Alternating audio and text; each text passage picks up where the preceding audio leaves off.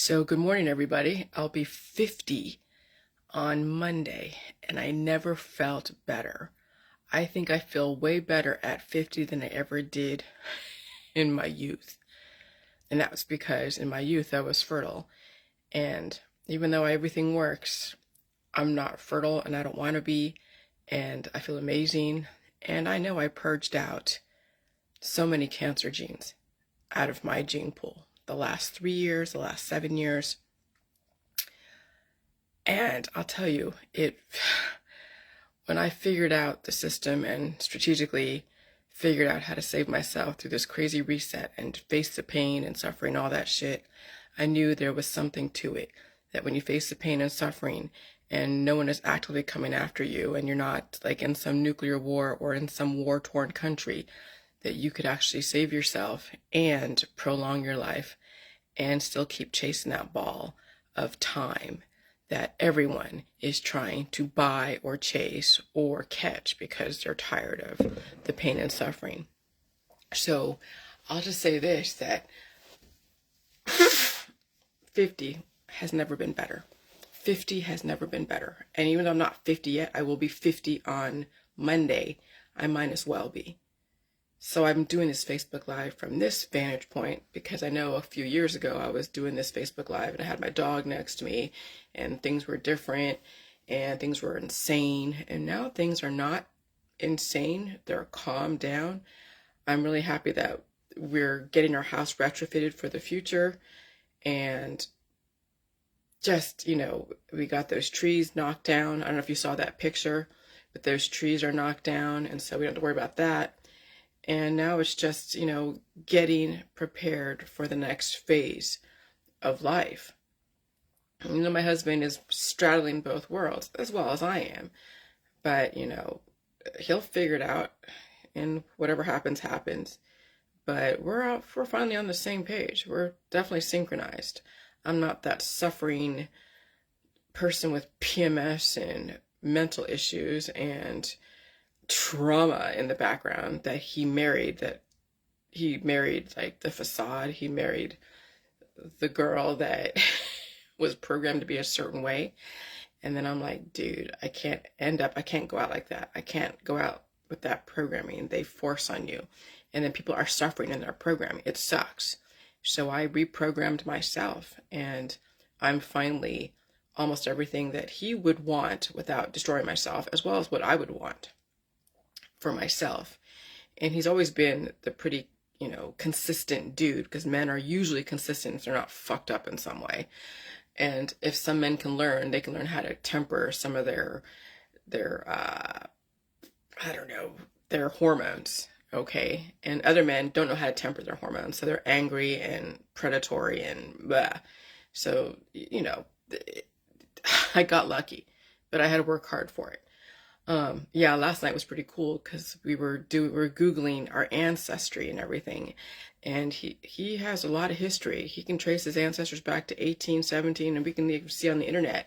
And it's so cool to see. And the 1950s, they had the 1950s, major experimentation. So many people were under so many experimentation. And that's why they have so many kids. And of course, all the different blood types.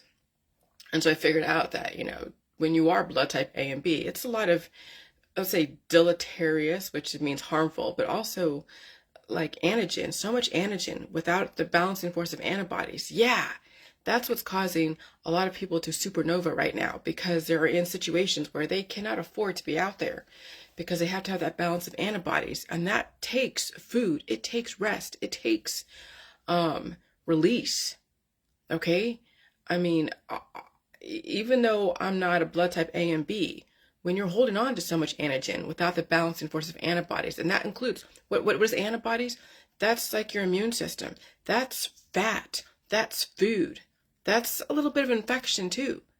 That's feeling the pains of you building yourself up and releasing those demons so they're not destroying you. And so those who are like in blood type A and B, they have a lot more antigen. They have to go and figure out how to release and then build up the antibodies. And that takes, who knows how long that's going to take. I couldn't tell you because I've never heard about, except for on the internet, that someone could actually actively change their blood type, like prove it. I've read a situation where they had major infection and they changed their blood type from A, B to O, but that's like a major infection. Could you do it over time? I don't know. You guys are A and B will figure it out. But me being blood type O and carrying the weight of the world and all of that and the fluctuations, I'll tell you, I was releasing demons this morning, last night, and who knows where I picked it up. Maybe it's because the tree guys were here and I was talking to them at the end of the day when they were done, and some of them were right next to me, so who knows what kind of microbes were passed back and forth. Good guys, but that's, foreign material in the environment that I have to release. So, I didn't feel too bad. I know I had a little bit of arm pain, but that's about it. And then this morning, last night, blowing my nose and releasing those demons the way I have in my book, not through the J juice, not through taking any of those detoxes and whatever, but how I stave off and mitigate potential growths and cancers and lumps and bumps is eating the food, facing the pain of even your lymph nodes, feeling a bit sore, arm pain, and then waking up in the morning and releasing those fucking demons. Because if you don't release those demons, if I don't release those demons, not only will I get as big as a house because I'm blood type O, but potentially I could develop a fast-moving cancer. Because cancer is too much antigen. Okay, so when you have autoimmune disorders, you have antigen that's been dispersed, so they're playing ping pong or pinball with all of your organs. But if you allow the antigen to metastasize, antigen is anti-gene, anti-you. It's an opposing force that develops its own personality working against you. Okay? I mean, it's good to have both the negative and positive in the body. When you have too much negative working against you or too much positive working against you, how do you survive? Who's going to win, you or the entity within? That is the devil and the angel type of thing. And so when people are like, well, I'll go and exercise, away all the weight and do all the stuff. Okay, but do you really have the strong vital organs? Can you afford to exercise in this environment?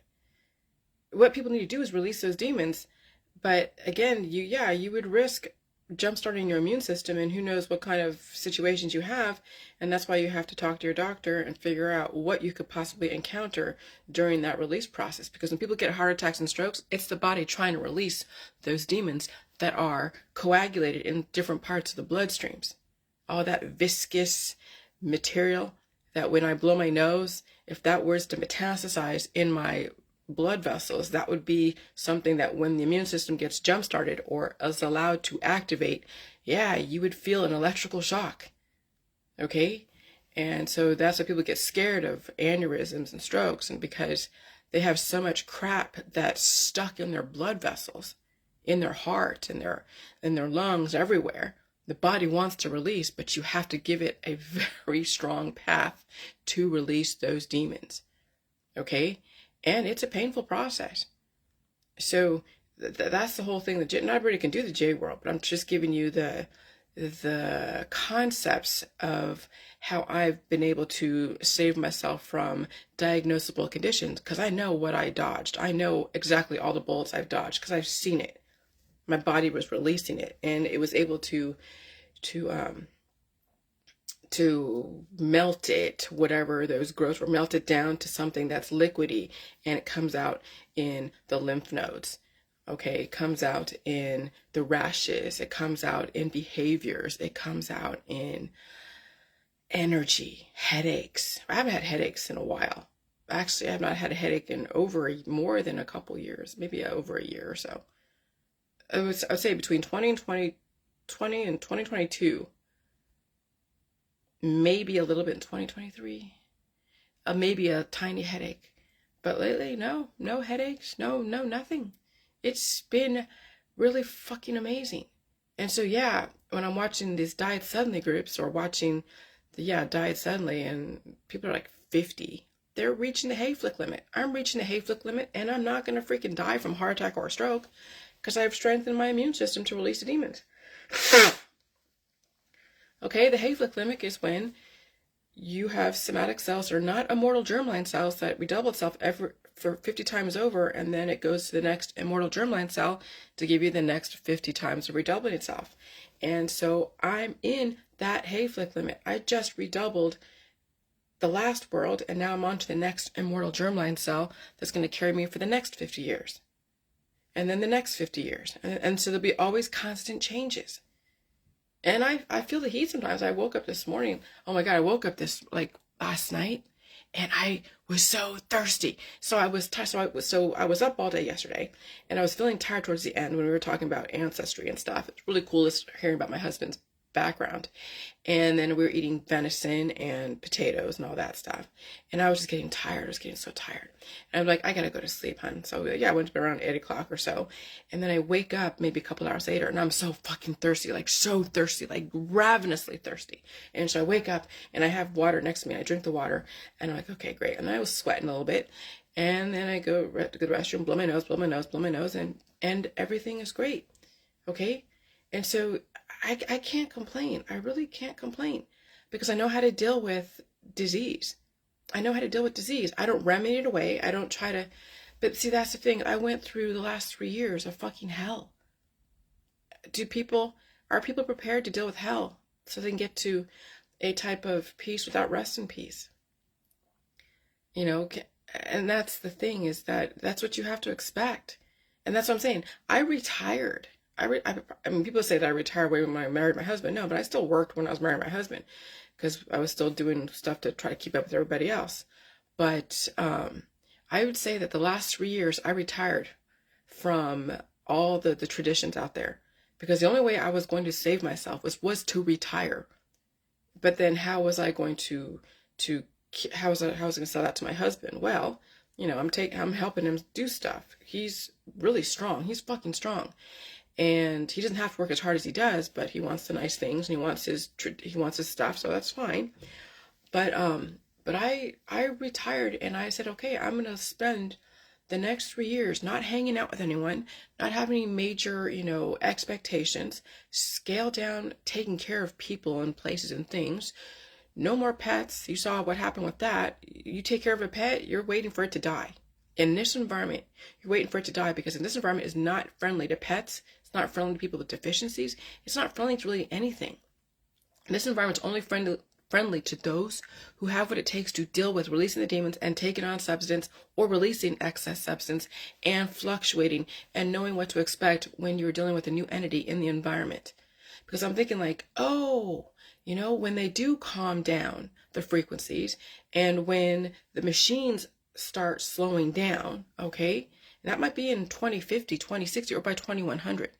Okay, so when they slow down the machines, and then the weather is allowed to do what it's supposed to do, the original patterns, because right now they're changing the patterns of the weather, of the climate, of the temperatures in different places. And so when you have a baseline of before all this crazy climate change, okay, and we don't even know, because some of this climate change happened way in the 1800s, but it's been ramping up. But when you go back to what it was, where we had a lot of glaciers and they weren't falling apart, and there wasn't this fear of global warming, okay, that was the baseline, and whatever. And so now they're changing it, and so now we're going to have a bunch of crazy weather, inclement weather, storms, heat, oncology, so to speak. And so then, you know, when they finally wash away, first by disease on people who can't handle it, and then people are like suffering and whatever else, and then there's these floods that come in, and so people who have disease and issues, they flock to certain places, or they're retiring, they're flocking to Florida, they're flocking to the coast, because they're like, oh yeah, I'm retired, I'm not a worker bee anymore, so I'm gonna go and live my life in luxury, the coast or Florida.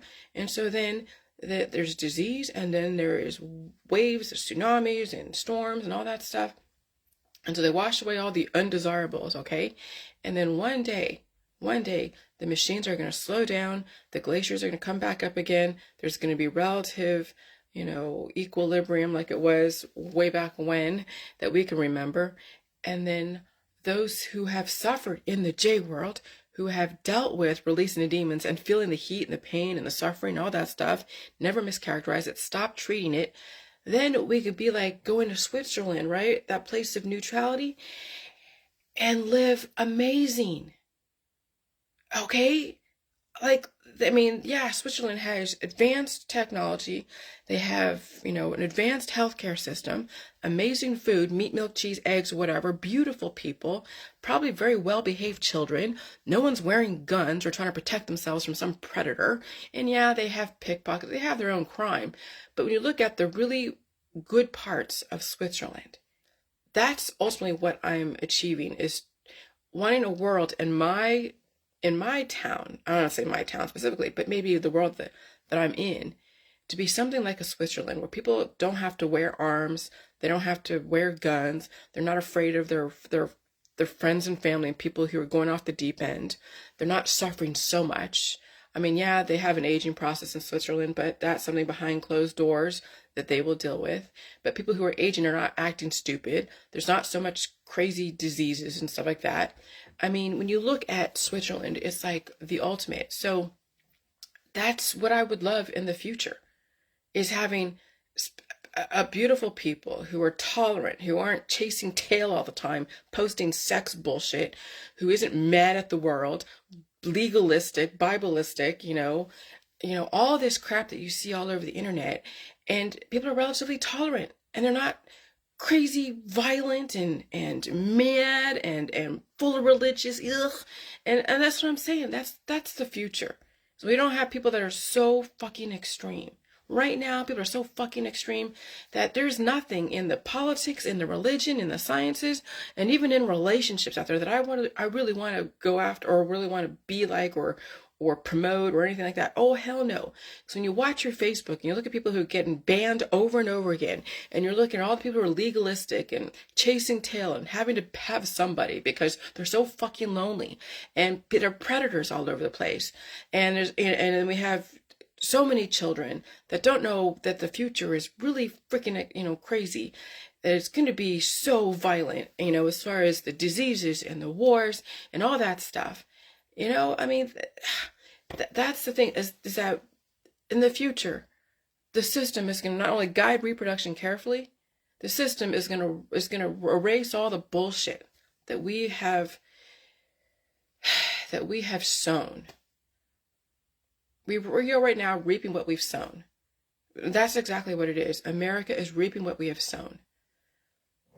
Because and you can't tell people that their life and their belief systems are shit. You can't tell them that. You can't say that maybe it's time to change and believe something different and do something different. You can't tell them that. So the system does what it does. But you see the suffering. You see the suffering of people trying to be so happy, trying to be so positive. And you see the suffering of people who just can't even muster that because it's so grim for them. Wouldn't it be nice if you didn't have to force being positive and happy and joy, joy, joy? And wouldn't it be nice where you didn't have to be so upset all the time or suffering from whatever that ails you? Wouldn't it be nice where you understood how to deal with releasing the demons? That you didn't have to chase money, power, fame, and fortune and platitudes? Wouldn't it be nice you didn't have to turn to something to help you get by every single fucking day? Okay? Wouldn't it be nice that you can actually go and develop and create without having to depend upon people to give you money, power, fame, prestige, customers? Wouldn't it be nice that you can just fucking relax and save yourself? Wouldn't it be nice that you didn't have to take care of everything around you? Wouldn't it be nice that it's just you to take care of? That the people around you are relatively self-sufficient. They didn't need you a 24/7. Wouldn't it be freaking nice? But if you have never experienced that, you've never seen that, and it's totally like foreign to you, then you'd be like, Jillian, you're stupid, you're crazy, whatever. But I'm telling you, I feel like I'm in paradise. Like literally, I feel like I'm in paradise because I'm not taking care of anyone or anything. I'm not beholden to anyone or anything. I'm relatively self-sufficient. I can handle pain and suffering. I know my husband, he works hard, but he doesn't have to work as hard as he does. Okay? But Jillian, how can you say this? You have somebody that takes care of you. My mom had someone that takes care of her and help her put her through school way back when. She had people helping her out, raising or helping us, babysit us and whatever. Okay? My dad ran her, put her through school. Okay? And she developed what she developed. She developed me. Okay. She could have turned into one of those other housewives that all that stay in curlers and do whatever, but no, she had a plan to figure out to change the future. So my husband takes care of me. You know what I could be doing right now if I wasn't for the J world? Oh yeah, I could sit in this house and eat bonbons and watch TV all day and be like, oh look here, I could be on the internet just having no kind of innovation, feeding into all the other religions, the politics, or the science dogmas, playing those games, giving nobody any opportunity to do something different. I could be one of those that just that went to the bars and get drunk and do drugs, and that would be my only life, and maybe have a part-time job. I could be one of those. So it's what I'm doing with my time is the fucking difference versus like, oh, Jillian, you have someone, it's so easy for you because you have someone to take care of you. Okay, I'm telling you, my husband wouldn't be supporting me in this if I wasn't a certain way to him, if I didn't have something else to fucking offer. Because if it was like 7 years ago, before the J world, now I'm getting bigger and bigger and bigger because I was getting big. I was getting fucking fat. Okay, he would have been like, dude, or I would be dealing with some kind of condition. I would break him with all the hospital bills. Okay. The fact that he doesn't have to get health insurance for me, the fact that I don't buy any supplements, I don't cost him too much money, hardly at all, is a fact why we're still fucking together. But that's not love where he would break up with you. I'm not saying he would break up with me, but you know how difficult that is when you have a condition that could go crazy and the other person is going to have to deal with all that. And some people aren't equipped to deal with someone sick and taking care of someone sick all the time. Imagine if I was in bed and he'd have to go and do the shopping for me. He'd have to go do this for me. He'd have to go get specialists for me and then worry about me. No, I want him to worry about living his life. I, do my thing, and I don't spend too much money. I don't have too many wants and needs. And I don't want to be worked to death to then try to keep up with the Joneses, because right now we're going into a new economy and it's going to be freaking insane. Okay? So there's going to be a lot of economical changes, a lot of biophysical changes. All right? So that's the thing. So dispense with that of, Jillian, you have it made because someone's taking care of it. I'm taking care of myself. When I was sick and he was on the truck, I didn't call him and say, hey, come home and take care of me. I didn't call any doctor or any kind of whatever. No, I pulled out the fucking shit. I pulled out the crap. I ate the food. I rested and I just dealt with whatever symptoms. And I changed my life. I didn't go out there and want to go and party and do this and do that and whatever. No, I made freaking changes. And I made myself still valuable to our relationship. And that's the thing. Okay? Now I know some people are single mothers and they're the only breadwinners, and maybe your fate is to die for your kids. Maybe that is your fate. That if you're a single mom and you don't see any way out of this, and the only one thing that you can do is just keep chasing time, and maybe when you'll catch all those customers and make all this money so your kid could who knows what with, and then you end up dying anyways because you haven't really changed the way you do shit, I guess that's your fate. Could a person who's a single mom or even a parent figure out how to save themselves despite having to take care of all these things? Well, you saw how difficult it was for me to take care of my dog during that time, but I still did it. I still took care of my dog. Even when I was so fucking sick, I still got up and went downstairs and took her outside, sat on the freaking cooler and looked off in the distance, and it was so painful. And then she was able to do her business and then come back inside, and I had to go to bed, and she had to figure out what to do with herself while I was sleeping. But what are you going to do? That's like being a single mom, is you got to figure out how you're going to get through the pain and suffering to save yourself. And I don't know. And again, everybody has their predisposed issues. But that's the thing, is that, I don't have major amounts of things to take care of because I have to take care of myself. I have to help take care of my husband and my house and prepare for the future. Who wants to have so many things to take care of? Who wants to? That's too much. But if you are trapped and you've backed yourself into a corner because of faith, family, and football and whatever else, Whose fault is that? But wouldn't it be nice where you didn't have to be forcing yourself to be positive? Wouldn't it be nice if you didn't have to depend upon the things to get you by daily so you can just get through the day? Wouldn't it be nice where you can finally figure out how to just take care of yourself and not everybody around you? Wouldn't it be nice? People who are see, this is the thing too, is that with all these the cancer stuff, right? Yeah, cancer right now is so prolific. People who take on other people's microbes, thinking that it will help them. If your cancer is so influential, cancer cells can convert good cells into cancer cells. Okay? People who have cancer, they need the food and they have to release those demons. Getting all these therapies and things, and even donations of cells and whatever, in this environment, influential microbes convert non-influential microbes. I can't begin to think anything that I have would be influential for anyone else. My information can't save people, okay?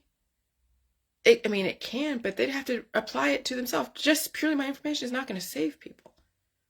Because it depends on how they're receiving it. It depends on if they have the capacity to get where I'm coming from.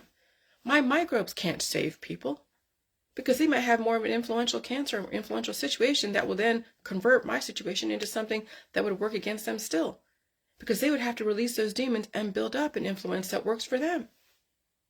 So even my information speaking and my microbes could not save anyone. I'm just a representation that maybe plants a seed of hope, but they would still have to be the one to convert the cancer cells or the antigen into antibodies to work for them. And so I can't save anyone. No one out there can save anyone. The people have to save themselves. And that would require, behavioral fucking changes. Oh my God. That would require so many things that people don't have because they've backed themselves into a corner. Well, I choose not to back myself into a corner. And if people do, you can only watch. You can only watch, but you can't do shit. You can't do a damn thing.